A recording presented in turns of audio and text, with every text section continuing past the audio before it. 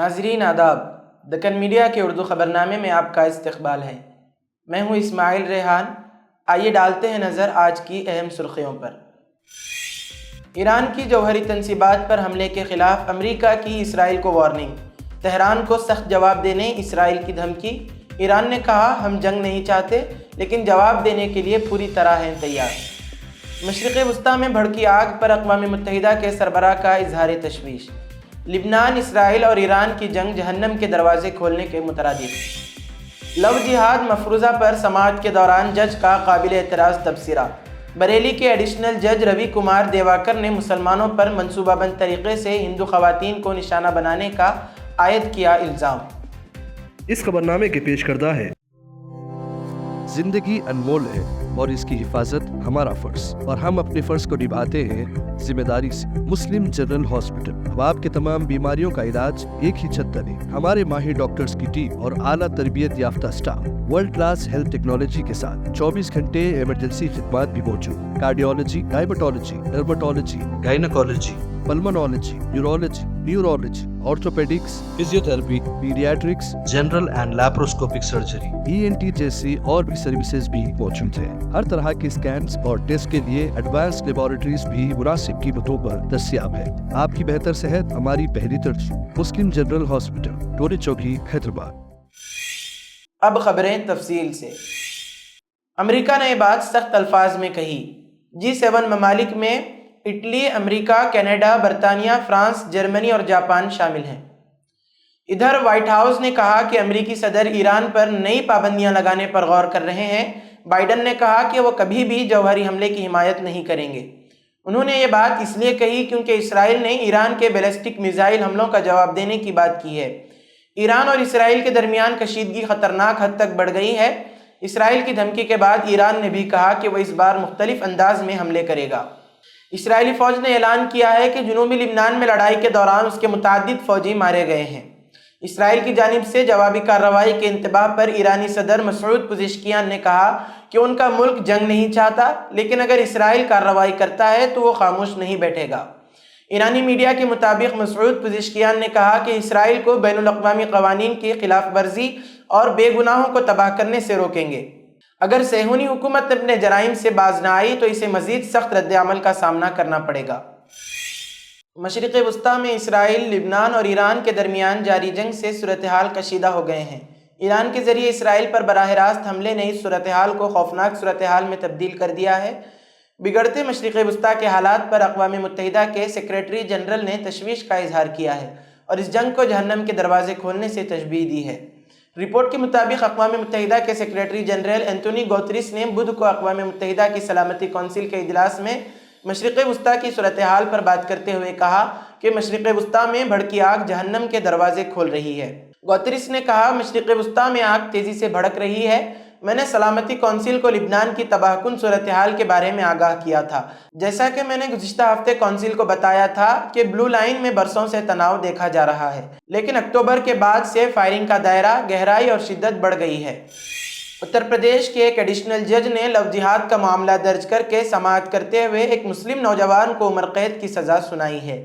اس دوران additional session جج روی کمار دیواکر مسلمانوں کے سلسلے میں لو جہاد کے مفروضہ پر قابل اعتراض تبصرہ کیا اور کہا کہ لو جہاد کے تحت مسلم مرد پوری منصوبہ بندی کے ساتھ ہندو خواتین کو نشانہ بنا رہے ہیں۔ اسلاموفوبیا اور مسلمانوں کے خلاف ہندو تنظیموں کی نفرتی منصوبے سے متاثر ایڈیشنل جج نے لو جہاد کی تشریح کرتے ہوئے ایک مسلم نوجوان کو ایک ہندو لڑکی کی بار بار عصمت دری کرنے کے جرم میں عمر قید کی سزا سنائی۔ رپورٹ کے مطابق عدالت نے کہا کہ مسلمان مرد شادی کے ذریعے ہندو خواتین کو اسلام قبول کرنے کا نشانہ بناتے ہیں اور محبت کا بہانہ بنا کر ہندو خواتین سے دھوکہ دہی سے شادی کرتے ہیں اور ان کا مذہب تبدیل کرواتے ہیں۔ بریلی کے ایڈیشنل ڈسٹرکٹ اینڈ سیشن جج روی کمار دیواکر نے اپنے 42 صفحات پر مشتمل حکم نامے میں کہا کہ لو جہاد کا بنیادی مقصد ہندوستان پر کچھ ایک مخصوص مذہب کے بے لگام عناصر کے ذریعے بالادستی قائم کرنا ہے۔ انہوں نے یہ بھی کہا کہ لو جہاد کے ذریعے غیر قانونی مذہب تبدیلی ایک بڑے مقصد کی تکمیل کے لیے کی جاتی ہے اور اگر بھارتی حکومت نے اسے بروقت نہیں روکا تو ملک کو مستقبل میں سنگین نتائج کا سامنا کرنا پڑ سکتا ہے۔ عدالت نے یہ قابل اعتراض تبصرہ محمد عالم کو عمر قید کی سزا سناتے ہوئے کیا۔ عدالتی حکم میں کہا گیا ہے کہ لو جہاد کے ذریعے ہندو لڑکیوں کو محبت کا لالچ دے کر غیر قانونی مذہب تبدیل کرنے کا جرم ایک سنڈیکیٹ کے ذریعے غیر مسلموں، درجہ فہرست ذات، درجہ فہرست قبائل اور BC برادری کے کمزور طبقات سے تعلق رکھنے والے افراد، خواتین کے خلاف کیا جا رہا ہے، اور بچوں کو ان کے مذہب کو برا بھلا کہہ کر، دیوی دیوتاؤں کے بارے میں تضحیک آمیز تبصرے کر کے، نفسیاتی دباؤ ڈال کر اور انہیں شادی، نوکری وغیرہ جیسے لالچ دے کر بڑے پیمانے پر برین واش کیا جا رہا ہے تاکہ پاکستان اور بنگلہ دیش جیسے حالات پیدا ہو جائیں۔ کرکٹر سے سیاستدان بننے والے محمد اظہر الدین کو انفورسمنٹ ڈائریکٹوریٹ ED نے حیدرآباد کرکٹ ایسوسی ایشن HCA سے منسلک منی لانڈرنگ کیس میں پوچھ تاچھ کے لیے طلب کیا ہے۔ HCA کے سابق صدر محمد اظہر الدین پر الزام ہے کہ انہوں نے اپنے دور حکومت میں فنڈز کا غلط استعمال کیا۔ کانگریس لیڈر کو یہ پہلا سمن جاری کیا گیا ہے جس میں انہیں جمعرات کو ED کے سامنے حاضر ہونے کی ہدایت دی گئی ہے۔ میڈیا رپورٹس کے مطابق سابق ہندوستانی کپتان تاہم ED کے دفتر میں حاضر نہیں ہوئے اور وقت مانگا۔ میڈیا رپورٹس کے مطابق یہ کیس 20 کروڑ روپے کی مبینہ غلط استعمال سے متعلق ہے جو کہ حیدرآباد کے اپل میں راجیو گاندھی کرکٹ اسٹیڈیم کے diesel generators, fire fighting system اور چھتریوں کی خریداری کے لیے مختص کیے گئے تھے۔ کانگریس جنرل سیکریٹری پرینکا گاندھی ہریانہ میں زور و شور سے کانگریس امیدواروں کے لیے انتخابی مہم چلا رہی ہیں۔ آج بھی وہ ہریانہ کے کچھ اہم علاقوں میں جلسہ عام اور ریلیوں سے خطاب کرتی ہوئی نظر آئیں۔ اس دوران انہوں نے مرکز کی مودی حکومت کے ساتھ ساتھ ہریانہ میں 10 سالوں سے برسر اقتدار BJP حکومت کو ہدف تنقید بناتے ہوئے کہا کہ BJP کے جھوٹ، ظلم اور ناانصافی کو شکست دے کر ہریانہ انصاف کی نئی داستان لکھنے کو تیار ہے۔ انتخابی تشہیر کے دوران پرینکا گاندھی نے BJP حکومت پر حملہ کرتے ہوئے کہا کہ ہریانہ کے عوام کے ساتھ ہر سطح پر ناانصافی ہوئی ہے۔ BJP حکومت میں کسانوں اور نوجوانوں کے ساتھ ناانصافی ہوئی، خاتون کھلاڑیوں کو سڑک پر گھسیٹا گیا۔ کانگریس جنرل سیکریٹری نے ہریانہ میں ہوئے گھوٹالوں کو شمار کراتے ہوئے کہا کہ ڈاڈم کانکنی گھوٹالہ، یمنا کانکنی گھوٹالہ، آبکاری گھوٹالہ، میٹرو روٹ بدلاؤ گھوٹالہ، امرت یوجنا و صفائی گھوٹالہ، رجسٹری گھوٹالہ، دھان خرید گھوٹالہ، روڈ ویز اسکیم گھوٹالہ، پیپر لیک گھوٹالہ، HPSC و HHSC بھرتی گھوٹالہ، BJP حکومت نے ہر طرح سے آپ کو برباد کرنے کا کام کیا ہے۔ پھر وہ کہتی ہیں کہ پورے ہریانہ میں جو کانگریس کی لہر چل رہی ہے وہ عوام کے وقار کی لہر ہے۔ ہریانہ میں اسمبلی انتخاب کی سرگرمیوں کے درمیان کانگریس صدر ملکارجن کھڑگے نے کہا کہ BJP انتخاب کے وقت طرح طرح کے وعدے کر رہی ہے جبکہ گزشتہ 10 سال سے حکومت میں رہتے ہوئے اس نے کچھ بھی نہیں کیا۔ ڈبل انجن کی یہ حکومت پوری طرح سے فیل ہو چکی ہے۔ کھڑگے نے مزید کہا کہ BJP حکومت کی عوام مخالف پالیسیوں کو دیکھتے ہوئے ہریانہ کے عوام نے کانگریس کو اقتدار میں واپس لانے اور BJP کو اقتدار سے باہر کرنے کا عزم کر لیا ہے۔ انہوں نے یہ بھی الزام عائد کیا کہ BJP RSS میں کوئی کسان نہیں، اس لیے BJP حکومت امبانی، اڈانی جیسے صنعت کاروں کی مدد کرتی ہے۔ کانگریس صدر نے اپنے خطاب کے دوران اگنی ویر منصوبے لانے کے لیے بھی مودی حکومت کو تنقید کا نشانہ بنایا۔ کی لڑائی وہی انگریزی سامراجیہ کے خلاف لڑائی، کوئی فرق نہیں ہے۔ آج یہ لڑائی آپ کی لڑائی ہے انیائے کے خلاف، ستیہ کے خلاف، دشٹوں کے خلاف لڑائی ہے۔ آپ کو کھڑا ہونا پڑے گا، آپ کو اپنے انتر من میں جھانکنا پڑے گا اور دیکھنا پڑے گا کہ یہ کیا ہو رہا ہے میرے ساتھ، میرے پردیش کے ساتھ، میرے دیش کے ساتھ۔ سیاسی حکمت عملی ساز سے جہدکار بنے پرشانت کشور نے چہارشنبے کے دن اپنی سیاسی جماعت جن سوراج پارٹی قائم کرنے کا اعلان کر دیا۔ ان کے اس اقدام کا دیرینہ انتظار تھا۔ وہ بہار کا سیاسی منظرنامہ ایک جھٹکے میں تبدیل کرنے کی امید رکھتے ہیں۔ پرشانت کشور نے منوج بھارتی کو پارٹی کا کارگزار صدر بنایا۔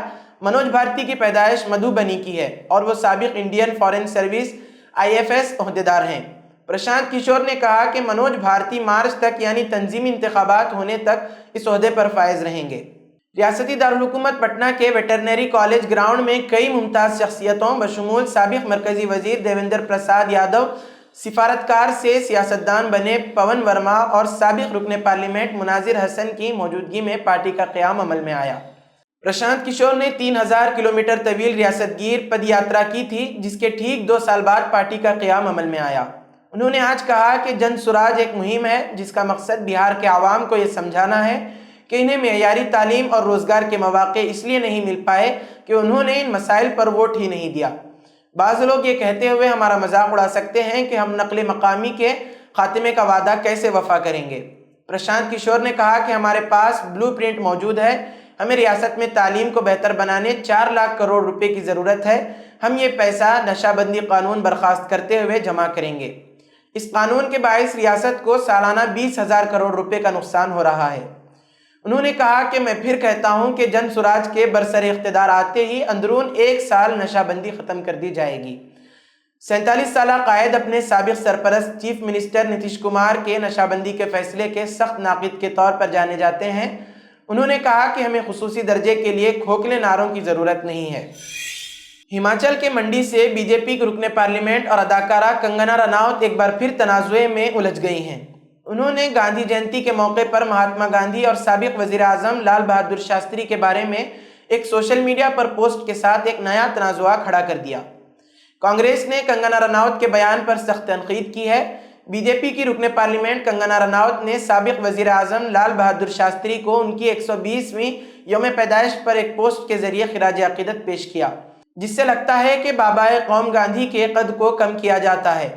رناوت نے اپنے انسٹاگرام پر لکھا، ملک کے باپ نہیں ہوتے، ملک کے لال بیٹے ہوتے ہیں، دھنے ہیں ہندوستان کے یہ لال۔ ایک فالو اپ پوسٹ میں رناوت نے ملک میں صفائی پر گاندھی جی کی وراثت کو آگے بڑھانے کا سہرا وزیر اعظم نریندر مودی کو دیا۔ کانگریس لیڈر سپریا شرینیت نے مہاتما گاندھی پر بیہودہ طنز کرنے پر بی جے پی رکن پارلیمنٹ کنگنا رناوت کی سخت تنقید کی۔ انہوں نے کہا، گوڈسے کے پرستار باپو اور شاستری جی میں فرق کرتے ہیں؟ کیا نریندر مودی اپنی پارٹی کے نئے گوڈسے بھکت کو دل سے معاف کر دیں گے؟ ملک میں راشٹرپتا ہوتے ہیں، قوم کا بیٹا ہوتا ہے اور شہید اعظم ہوتے ہیں، ہر کوئی عزت کا مستحق ہے۔ سپریم کورٹ نے جمعرات کو روحانی گروجگی واسودیو کی عائشہ فاؤنڈیشن کو 2 سنیاسیوں سے متعلق معاملے میں بڑی راحت دی ہے۔ Chief justice D Y Chandrachud نے خود دونوں لڑکیوں سے بات کی۔ لڑکیوں نے بتایا کہ وہ اپنی مرضی سے فاؤنڈیشن میں رہ رہی ہیں۔ اس کے بعد سپریم کورٹ نے مدراس ہائی کورٹ کے حکم پر روک لگا دی، جس میں پولیس کو ان کے آشرم کی تلاشی لینے اور معلومات اکٹھی کرنے کا حکم دیا گیا تھا۔ عائشہ فاؤنڈیشن نے جمعرات کو سپریم کورٹ سے رجوع کیا اور مدراس ہائی کورٹ کے حکم کو چیلنج کیا، جس میں کوئمبٹور پولیس کو ہدایت دی گئی تھی کہ وہ اس کے خلاف درج تمام مقدمات کی معلومات اکٹھی کرے اور انہیں مزید غور کے لیے عدالت میں پیش کرے۔ فاؤنڈیشن کی طرف سے پیش ہوئے سینئر وکیل مکل روہتگی نے حکم امتناعی کی درخواست کرتے ہوئے کہا کہ تقریباً 500 پولیس افسران نے فاؤنڈیشن کے آشرم پر چھاپا مارا ہے اور ہر کونے کی جانچ کر رہے ہیں۔ اب سپریم کورٹ میں اس کیس کی اگلی سماعت 18 اکتوبر کو ہوگی۔ لڑکیوں کے والد ڈاکٹر ایس کامراج نے ہائی کورٹ میں عرضی داخل کرتے ہوئے الزام لگایا تھا کہ ان کی بیٹیوں کو عائشہ فاؤنڈیشن میں غیر قانونی طور پر رکھا جا رہا ہے۔ مہاراشٹر کے نائب وزیر اعلیٰ دیویندر فڈنویس کے ذریعے ووٹ جہاد سے متعلق دیے گئے بیان پر تنازع شروع ہو گیا ہے۔ Shiv Sena you B T رکن پارلیمنٹ سنجے راوت نے فڈنویس کے اس بیان پر حملہ آور رخ اختیار کرتے ہوئے کہا کہ وہ ملک کو توڑنا چاہتے ہیں۔ سنجے راوت نے 3 اکتوبر کو میڈیا کے ذریعے پوچھے گئے ووٹ جہاد سے متعلق سوال کے جواب میں فڈنویس کے سامنے ہی ایک تلخ سوال رکھ دیا۔ انہوں نے کہا کہ کیا ہوتا ہے ووٹ جہاد؟ اس ملک کا شہری مسلمان، جین، ہندو، پارسی سب ہیں، سبھی ووٹ کرتے ہیں۔ اگر وہ آپ کو یعنی بی جے پی کو ووٹ کرتے ہیں تو چلتا ہے۔ ووٹ جہاد کی بات ہے تو آپ یعنی بی جے پی مسلم خواتین کے لیے 3 طلاق کا قانون کیوں لائے؟ آپ کو دیگر سماج کے لوگ ووٹ دیتے ہیں تو آپ کیا کہیں گے؟ سنجے راوت اتنے پر ہی خاموش نہیں ہوئے۔ انہوں نے مزید وضاحت کرتے ہوئے کہا کہ مہاراشٹر میں گجرات کے لوگ آپ کو یعنی بی جے پی کو ووٹ دیتے ہیں تو آپ کیا کہیں گے؟ کیا یہ کہیں گے کہ یہ گجراتیوں کا ووٹ جہاد ہے؟ فڈنویس جیسے لوگ ملک کو توڑنا چاہتے ہیں، یہ گاندھی جی کا ملک ہے۔ اس طرح کا بیان جو دے رہے ہیں یہ سب ان کے دماغ کا کچرا ہے۔ گجراتیوں کا ووٹ جہاد کہیں گے اور بھی سماج کے لوگ آپ کو ووٹ دیتے ہیں، یہ کیا چلا اس دیش میں؟ آپ اس دیش کو پھر ایک بار توڑنا چاہتے ہیں فڈنویس جیسے لوگ؟ اسی کے ساتھ آج کی خبروں کا اختتام ہوتا ہے۔ کل پھر ہوگی ملاقات نئی خبروں کے ساتھ۔ دیجیے اجازت، اللہ حافظ۔